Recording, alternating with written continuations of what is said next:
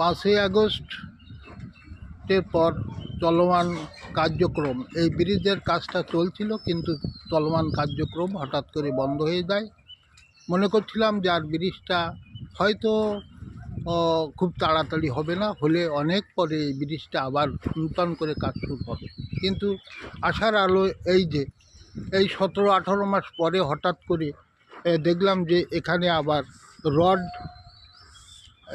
আসছে, রড এবং বালি, বিভিন্ন রকম বালি, লাল বালি, সাদা বালি, সব এখানে আবার এই গত দিন বা গত পরশু এই দুদিন ধরে এখানে আসছে।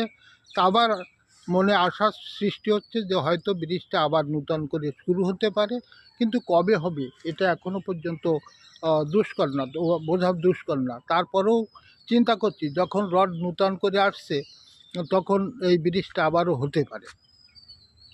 তা বন্ধুরা, আশা করি তোমরা সবাই মানে সাপোর্ট দেবে যে না, ব্রিজটা হোক, কারণ এই ব্রিজটা একান্ত প্রয়োজন। এই ব্রিজটা এই অঞ্চলের জুগিরকান্দা এবং কেশবকাঠির মধ্যে এই ব্রিজটা একান্ত প্রয়োজন। কারণ এই ব্রিজটা না হলে এই অঞ্চলের শিক্ষা ব্যবস্থা বা যাতায়াত ব্যবস্থা খুব মানে অসুবিধার ভিতরে আছে। কারণ এই জুগিরকান্দা ভবানীপুরে বহু কলেজ স্কুল রয়েছে, যেখানে প্রচুর ছাত্রছাত্রী, এমনকি বহু রকম মানে গাড়ি ঘোড়া ও অনেক ঘুরে এখানে আসতে হয়।